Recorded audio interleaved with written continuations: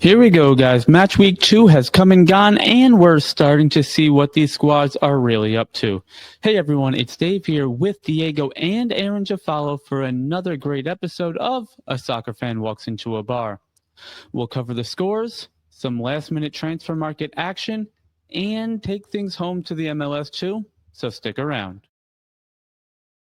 Hey, All right, what's up, everybody? Diego and Aaron? Another hot Monday. I don't know what it is about Mondays here in the tap room, but we seem to get like 15-degree hotter swings here when it's time to record, and it wreaks havoc with our equipment. So, but finally getting into a rhythm. As if you see our eyes averting quite often, we are still watching the second half of Newcastle Liverpool while we record this.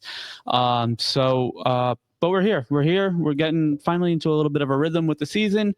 How are we doing? Oh, doing good. Just another long Monday. No. Yeah, I'm just waiting for a couple more one more goal of Salah. I need a Salah goal right now. That's all I need.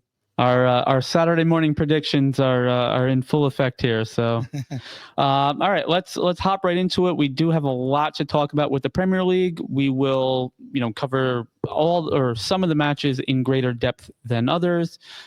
First off, we will kick off our Friday match. West Ham hosting Chelsea. West Ham went up early through a 6-minute goal from Paquetá, and then 5 goals from 5 separate Chelsea players to blow them out of the water, and things are not looking good for West Ham right now, are they? Not at all. 2 beatings in 2 weeks. I mean, it's just strange considering 2 years ago they won the Conference League. Yep. What's going on? I mean, every team has its downfalls. Have they sold? I mean, they might have sold a lot of players. Well, yeah, I'm not really familiar with their transactions or anything, but it's a sign of that. You lost a lot of players. You try to restart. And I mean, for them, that result was great 2 years ago. So they get themselves little leniency. I mean, you can say they get themselves a little leniency. They currently sit dead last after 2 matches, 0 points and a -7 goal differential. Rumors abound that Graham Potter will be the first manager fired. If things keep going this way, I do expect that to happen as soon as the September international window, which is coming up in the next week or two. We've talked about it last week. You can't win the league in August. You can sure as hell lose it, and you can definitely dig yourself a big enough hole. To put yourself in the relegation battle right from the beginning, which for a traditionally big team from London is not a good spot to be in. So as it continues, again, a good showing from Chelsea that puts them joint 4th in the league, and good to see 5 goals, all from players not named Cole Palmer, by the way. So it's very good to see from Chelsea. They have this huge squad of young, impactful players, and seems like all of them, are getting on the scoreline here. So good showing for them. Yeah, they're on a roll right now. Yeah, and let's go elsewhere in the league. Another London team went visiting to Manchester, and Tottenham under Thomas Frank, 2 first-half goals en route to a 2-0 victory. And what is going on with Man City? Reality, yeah, age. I don't know. I think they've hit that point where now they're trying to restructure everything. They've lost some good players. Yeah. I mean, they had a great streak. I mean, several years. So it's got to come downward somewhere. I will say, they have a good young core coming through now, that is trying to get vetted. We're only in week 2. These losses can and will happen. They've happened with Man City in the past. They happened, to some extent with Liverpool last year. You will have these one-off matches. Arsenal, lost a couple more than a couple with draws and stuff that they had no business not taking the 3 points. But but no, that's the thing with City. I mean, they usually have a hot start. We talked about other teams that have a very slow start, and that's the reason why they can't climb up on the table late in the season, because you just lost too many points at the beginning. I think that's what's happening with City right now. They're not that hot team that's just scoring 5-6 goals, winning the first 6-7 matches. I mean, I don't really see it happening too much. I think the other thing too is the Premier League was kind of ruthless in their schedules this year. Oof, You had several of the top 6 teams playing each other in the first 5 games across this season. Yeah, you have Newcastle, Liverpool. Sorry, Newcastle goal. Damn. off a throw, and it looks like. But anyway, I do want to give credit to Tottenham as well. Let it be clear. I know I don't want to piss off our co-host here, the Arsenal fan, but Thomas Frank really has them seemingly dialed in. Let's not forget they were literal minutes away from winning the UEFA Super Cup as well over PSG. Yep. And they had a precipitous decline late in the match there. But now Thomas Frank, I believe I saw this stat yesterday, is one of 3 managers ever to beat Pep Guardiola in a league match away with 2 different teams. Oh damn! So got his number. He did it with Brentford and now Tottenham, and now off the top of my head I can't even recall the other 2. Geez. Well, I'm sure at some point through the show I'll just scream out random managers' names. Oh yeah. I'm trying to think of who it could have been. I think it might have been Mourinho at Real Madrid and maybe at either Chelsea or Man United. You're the statistician. And now it's going to bother me, but maybe when Aaron is waxing poetic about Arsenal, I can do a little Googling or we'll get Diego on Bing to find out. Yes. But yeah, so Tottenham gets a big 3 points. That puts them at 2 wins, no draws, no losses, 5 goals for, none conceded. So this is like anti-Ange ball right now. They're looking good. They're looking maybe most importantly, they're looking happy. And we talked about it in the summer episodes where you had United and Tottenham at the bottom of the table last year. It leaves a lot of room for these other squads to make a shout and maybe get into Europe. But if Tottenham is on, the front foot here again, that's one less spot that becomes available for, you also got to remember that they also have no other cup to play in. True. So at this point they're focus on this. Who, Tottenham? I mean, Tottenham will be in that was Europa League final. Yeah, so they'll be in Champions League, right? Okay. I thought that because of where they started, they would. No, they got in by winning the cup over United. So they're still going to have to be focusing on the Premier League. Oh yeah, no, I agree with that. That's gonna be their main focus. And is it gonna be the perfect divorce? Is it Son gonna shine in LA and Tottenham is gonna? Well, we'll talk about Sonny later, but yeah, I don't know. I mean, from the looks of it, they're solid. I mean, you did sort of see Man City wake up in the second half. They did control the ball more. Yeah. They did try to, explore more options within Tottenham, but we'll see. Again, it is Tottenham. They could have a mid-season crash. That is very true. They're the Mets of the English Premier League. Well, it's for both good and bad. We are only 2 out of 38 weeks in, so we got plenty of time. And also, we have a midweek cup tie, for most of these squads as well. So we'll take a look at that. They'll have some time off. Speaking of teams that have a cup tie this week coming up, AFC Bournemouth hosting Wolves over the weekend. A 4th-minute goal from Marcus Tavernier. Mostly started from a disruption by Tyler Adams. Yeah.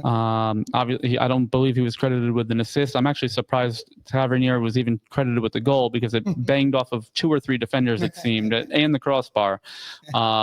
So I was surprised that he got credited with the goal for it. But big ups to them. They had that tough loss at Liverpool in the first week.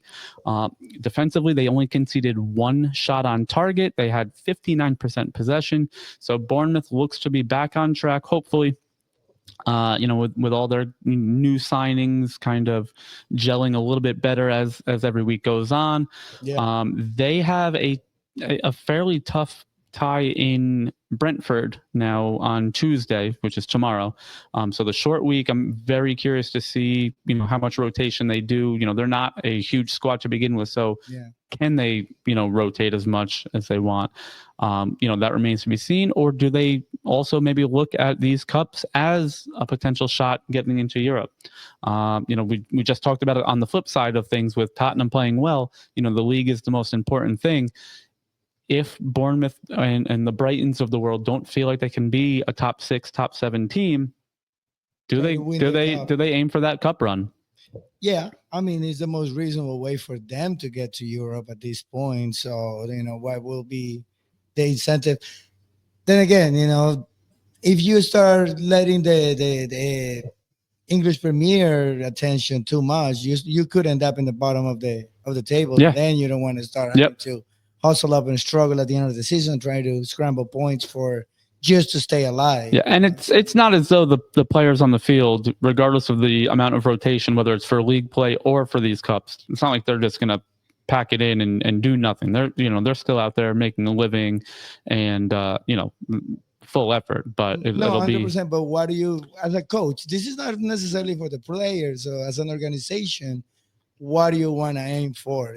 I think a lot of this is play whoever they tell them to play. Yeah, I think a lot of this is conversations between manager and board before the season even starts. Exactly. And then obviously you are constantly addressing that as the year progresses. Yeah. A squad like Tottenham last year and Man United, once they saw where they were in the table.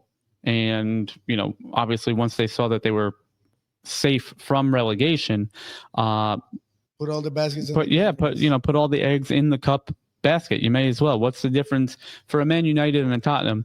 What's the difference between finishing 13th and 17th? Absolutely nothing. Yep. So, I do think, Iraola's style of play, high energy, high pressing, it makes it tough to kind of maintain that on all these fronts. So I mean, I gotta tell you, I kind of saw that with Evan Nielsen. Yeah, he seems so sluggish, so slow. Like, there's one thing I gotta say. Well, you saw it in the game itself, right? They came out firing the first 10, 15 minutes. Semenyo almost gets the second one. You're rolling. Yeah. They get the red card, and you're like, cool, we're going to see more goals. And then the second half, it was just ticky-tack football. That nothing could get into the box. Nothing could get into the goal. I mean, Adams had a great shot, but again, that was outside the box. Yeah, exactly. They didn't broke through the box so many times afterwards. That they did keep possession. Evan Nielsen was in on goal and was taken down, and Wolves got the red card for it. So he still has his danger moments.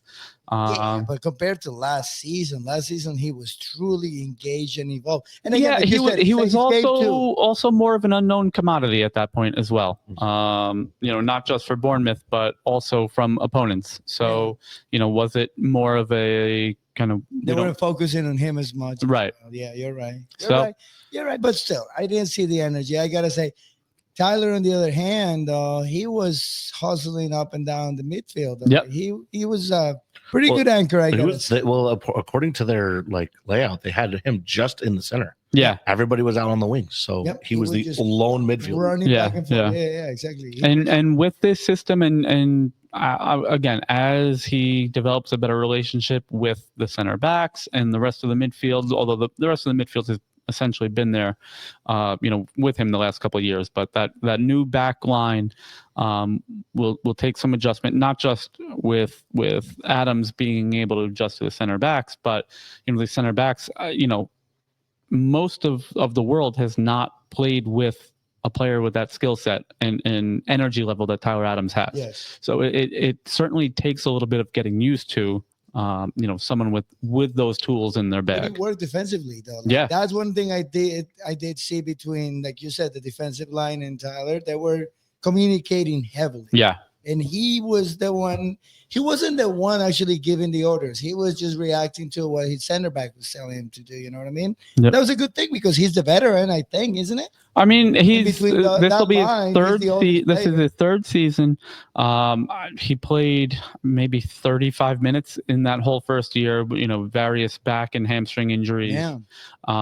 But he's always kind of taken on that assertive leadership role. So, and I do think most of the squad looks to him in that role, with with a couple exceptions of the older, longer tenured Bournemouth players. Yeah, but again, part of being a good leader is learn how to listen too. Yeah. Oh yeah. No, you sure. listen first, and then you make up your plans as you go along with that. So that's what I saw personally, and I was greatly surprised with that. I actually would appreciate that. Yeah. Oh no, absolutely.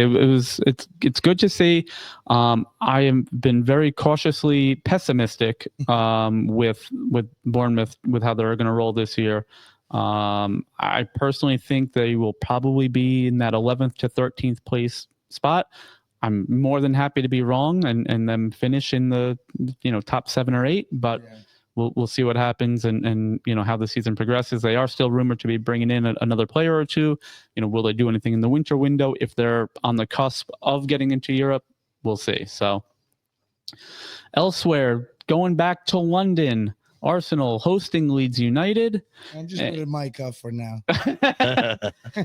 And 5 goals, 2 from Urian Timber, a first half stoppage time goal from Bukayo Saka, and the first 2 Premier League goals from Victor Gyökeres. So let's just take a moment here and listen. From Sweden, the girls are very nice. He dumped his girlfriend to play in red and white. He's scoring goals with the cannon on his chest. His name is Victor Gyökeres.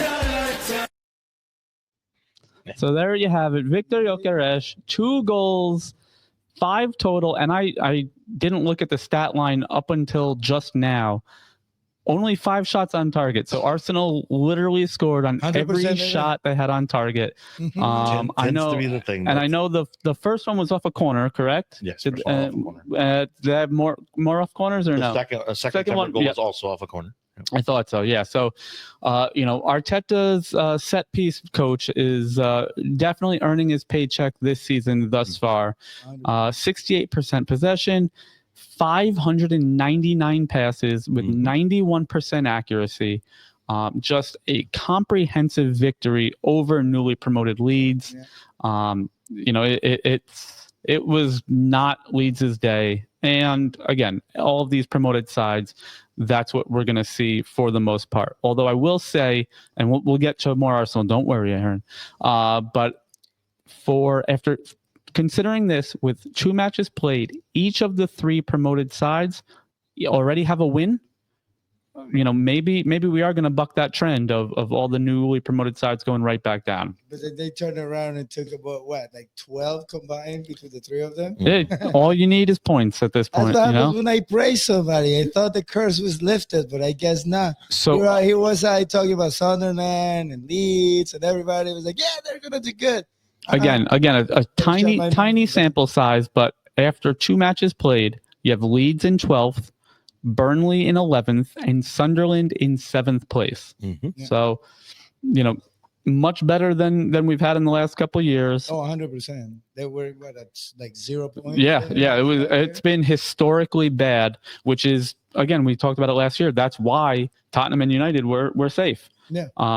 Any other year, and they would have been severely threatened with relegation. Relegation, 100%. But now it's the turn of West Ham and everybody. And maybe Man U is not really out of the woods. No, nowhere near it. There is not like they're safe with the things that they're doing at these points. But one thing that we do have to say about Arsenal, though, I mean, Leeds will be Leeds for the rest of the year. We'll talk about them as we go. Yes. But Gyökeres is finally finding his place as like a 9, or they're letting him. Yeah, I mean, you have like to. a guy that gets the ball. He's not like a space runner or anything like that. No. He makes the thing. He's not overly mobile. He is honestly, he reminds me of the days of yore, in the Premier League, where you just have your big target number 9. He's good with hold-up play. He can find those little pockets, but he's not going to be running the wings. He's not going to be, beating 2-3 players with not necessarily with tricky plays. He might just brute force it or a quick little burst of speed.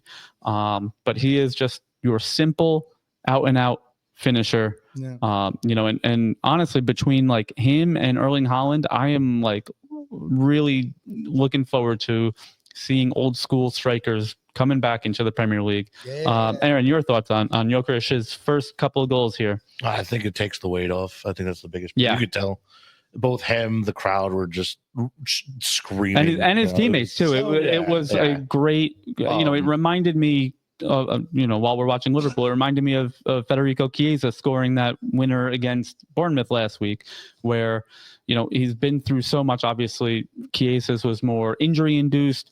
Gyökeres was more just the transfer saga and the expectations. Yeah. So to break your duck there and then get the second on a penalty, Max Dauman, great feeling. I was going to say, speaking of that penalty, how about it for Max Dauman, the second youngest, I believe, second youngest player in Premier League history. The first one was also an Arsenal player. I think it was Theo Walcott. I got it. I'll take a look at it while we're chatting. But what were your overall thoughts on Dauman's first appearance? Oh no, I enjoyed it. I mean, you saw it in preseason too. He actually got two other penalties in preseason, so he knows how to play that spot. He's looking good. Ethan Nwaneri is the youngest. Okay, and which he's playing too as well. Yeah. So it's great to see that they've got that type of player in that position to come off the bench, get the, put forth the effort and get that penalty. Again, like you said, why don't we see him taking the penalty? It's the same thing. It's his first game. Yeah. If he takes the penalty and he scores, the whole place goes crazy.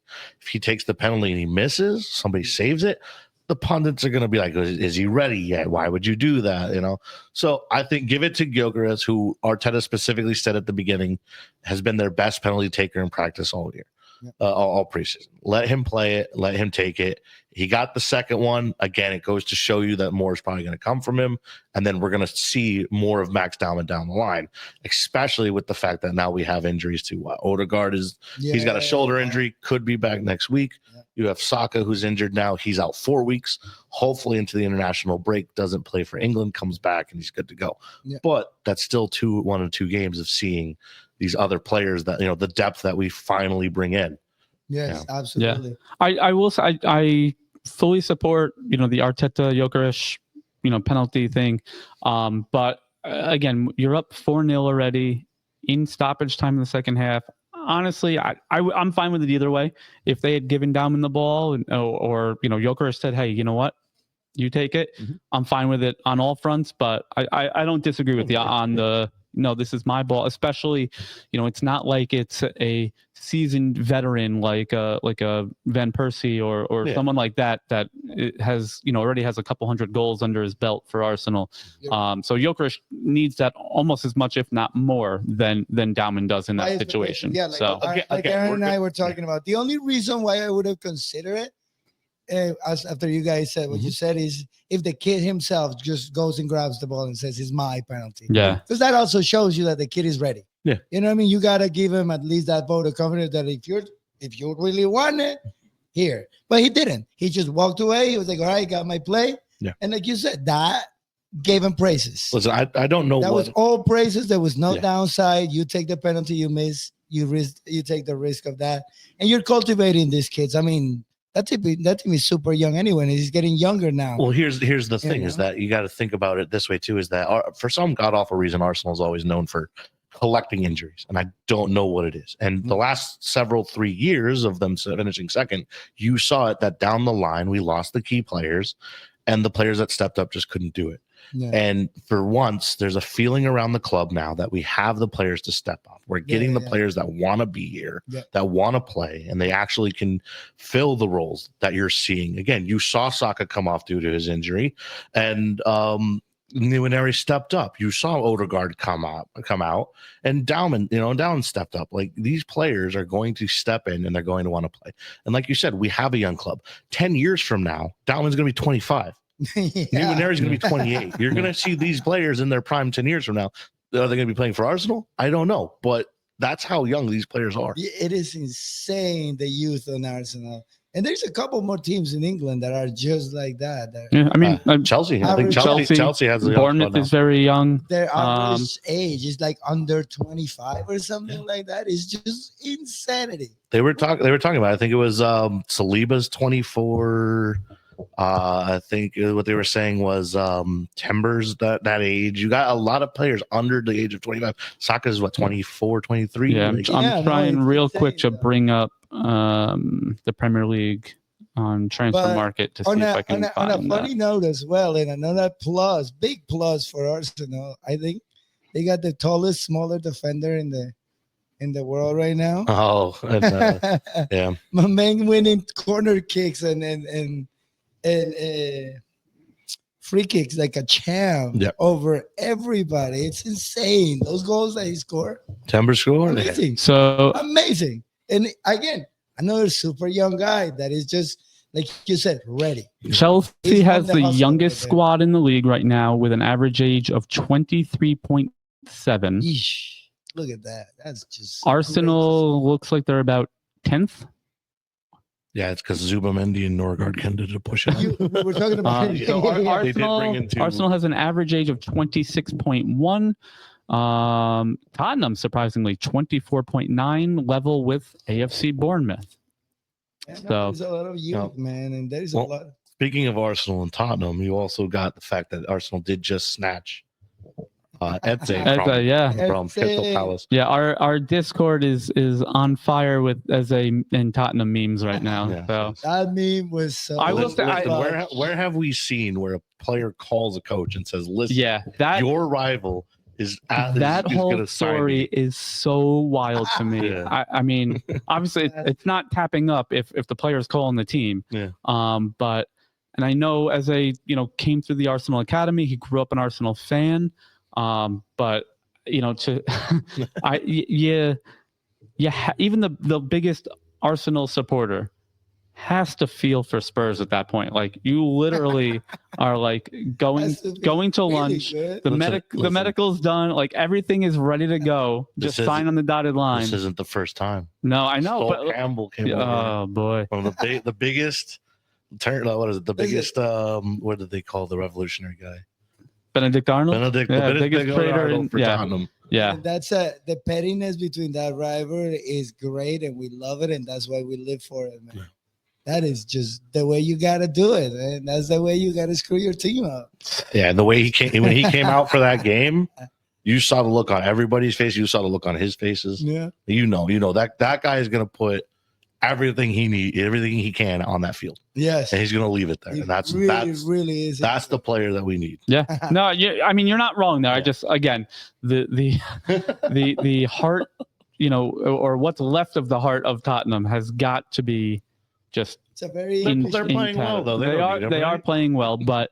Again, it's North London, just like Mets Yankees. You're competing for back page news, and you think you're bringing in this maybe transcendental player, to put yourself over the top, and not only does the deal not happen, but he goes to your biggest rival. It's just it's comical and sad at the same time. I have to feel for them, and I'm not a Tottenham supporter by any means. You have to feel for that situation. So great, on that note, let's take a quick break. We have plenty to cover on the backside of things. We have MLS action. We have our watch parties. We have Carabao Cup in play, and some more MLS news. All right, so stick around, guys.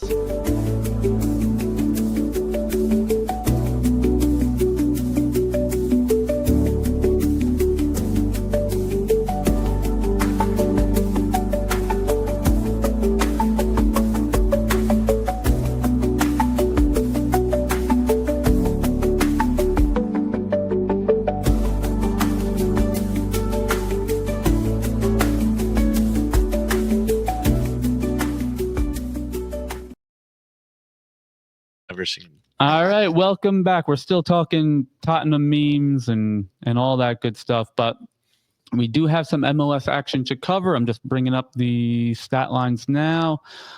So both Red Bulls and NYCFC were in action over the weekend. We will start with NYCFC going to visit Cincinnati on Saturday evening, and they came out with, I got to check this. I believe Cincinnati was leading the Eastern Conference. Let's see.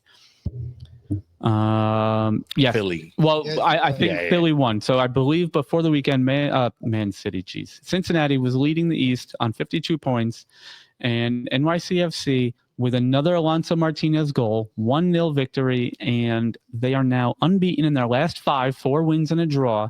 And Pascal Janssen seems to have something going right here, right when we need it. And when I say we, I mean, the club in general.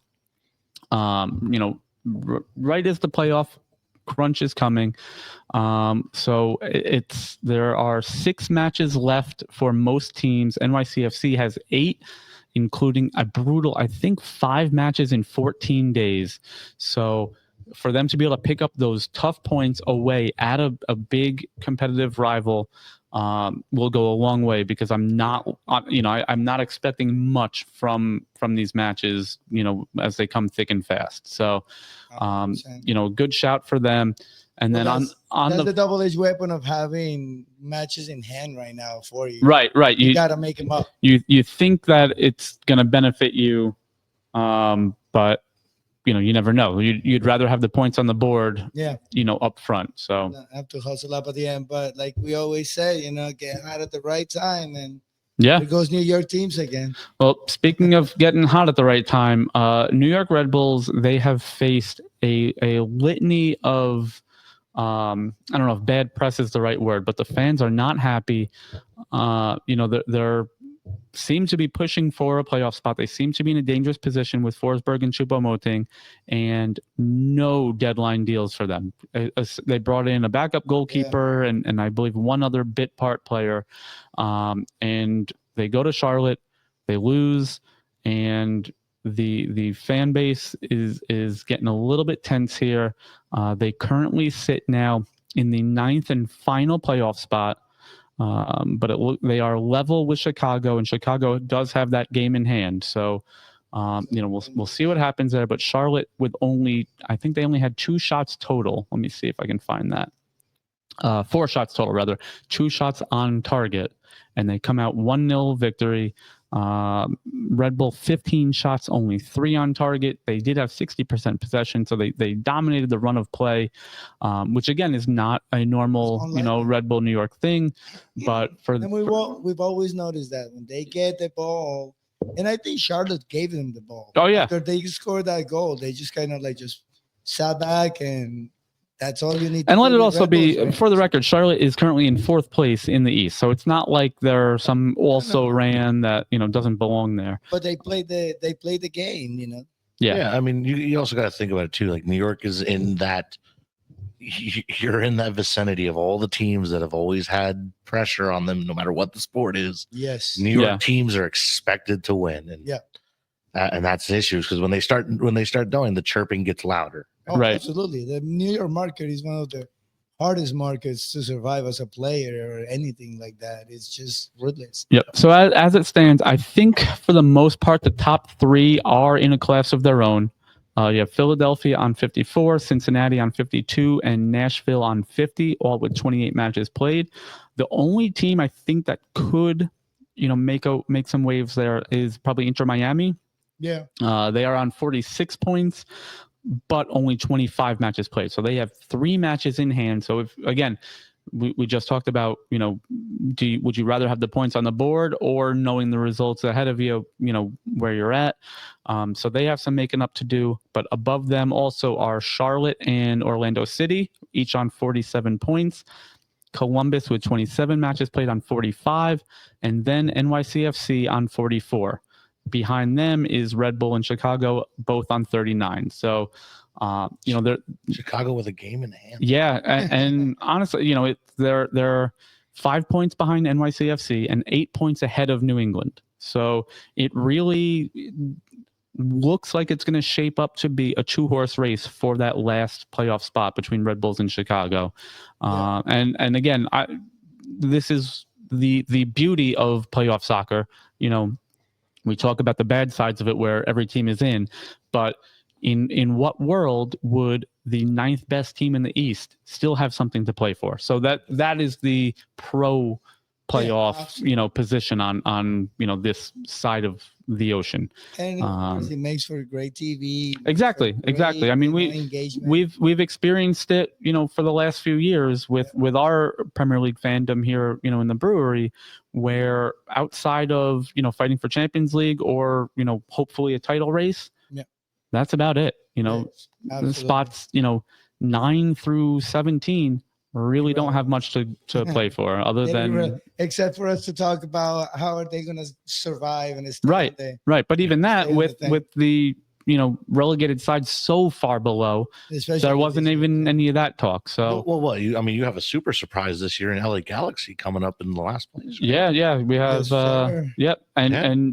and then we got to talk about the news of the season right now. Suns. We'll get there. We will get there for sure. For it. All right. So as we're going through our MLS, now we have our What's on Tap. So tomorrow we will be opening especially early, Tuesday 2:45, and AFC Bournemouth hosting Brentford in the Carabao Cup second round. I believe all the teams in the Premier League that are not in Europe are in this round. So that's 13 or 14 different teams. And as we look with a man down, Newcastle have just scored their second goal. It is 2-2. So things are leveled now 2-2. I'm a bit sad. My 2-1 did not. Yeah. Well, I had 3-1, and I think Diego picked 3-0. So we're all out. Oh, that's terrible defending. Sorry, we're looking on just a straight ball right through. No, that's not great defending from Liverpool, and you'd expect more out of a squad of their ability. But anyway, Arsenal play them next, so there you go. Let's get some, a little bit of confidence going. Moving on. No, John, or did I miswrite this? Then I have Arsenal playing Leeds. No, that just happened. Yeah. So, I think I just went on autopilot with my L teams. All right. Anyway. All right. So Saturday morning, we have Bournemouth hosting Wolves. No, is that? Yeah. You regress. Where am I? Week, my guy. Yeah. Hold on. Tottenham hosting Bournemouth. I am all over the place today. So we'll have that. We have just after that, we will have Leeds hosting Newcastle, 12:30 p.m. And then Sunday morning, bright and early, Brighton hosting Man City, 9 a.m., followed by the marquee match of the week, Liverpool-Arsenal. What do we think, Liverpool-Arsenal? I mean, we'll cover this. I mean, this will almost definitely be a Saturday morning prediction, but I don't. Regardless of score, we just playing styles. On the heels of snatching a draw, seemingly from the jaws of victory here for Liverpool. Arteta has always said that playing Liverpool at their house is very hard. The crowd is essentially the extra player. I see a draw. Hopefully, I would love a win, but I see a draw. Hopefully, both Arsenal gets out unscathed, no injuries. But if they walk away with a win, I think it's a good setup. I mean, kind of like the United match opening week. You're going to a big rival away, big crowd. You'll take the point if you can. If you can get 3, incredible. But it's just crazy because we still have Man City next after that. Then we have Forest. Then we have Newcastle. Eesh. We're facing 4 of the top 6 in the first 6 matches we have played. Damn. Hey, litmus test. That's a great test right there. So if we can walk away unscathed after these 5 matches, I feel like it's going to be a good season. Oh yeah, 100%. 100%. Personally, I see a 1-0 victory for Arsenal. I don't Wow. know. Liverpool is not looking as dominant as they. Listen, he was correct on They the were Man last U year. ones. Yeah. They're not Maybe the as- curse is broken. Yeah, hopefully. But I just screw or newly promoted teams. But I'm saying a 1-0. I'm hoping a 1-0. It's gonna be grindy. It's gonna be fast paced because both teams are playing lightning fast.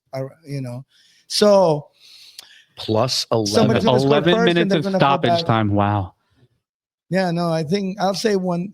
Let's not predict right now, but it's gonna be a grinding match. It's gonna be tough. But I think Arsenal is confident enough and everybody's on board right now. They really, really look like a very cohesive team. And I'm in for it. So I want to say grindy, but Arsenal comes ahead. All right. Let's head on to our final segment, one for the road. I have mine. You guys have anything that you want to I chat have about? one thing that I just want to throw out there. Yeah. Because I just heard it. But Let's go. It's nothing confirmed. It's nothing like that. But since Real Oviedo got promoted, and this is for my Colombian people, since Real Oviedo got promoted to the Spanish, first tier, Leon owners, and they own also Real Oviedo, and they're thinking about sending James Rodriguez back to Spain. So it might be the comeback, for him. And I'm very excited about it. So I will try to keep you guys posted on whatever developments happen on that. But I just wanted to put it out there so, we know. Do we know, has anyone spoken with James? Do we know if he wants to go back or? Well, no, I mean, I'll call him and and I'll let you know.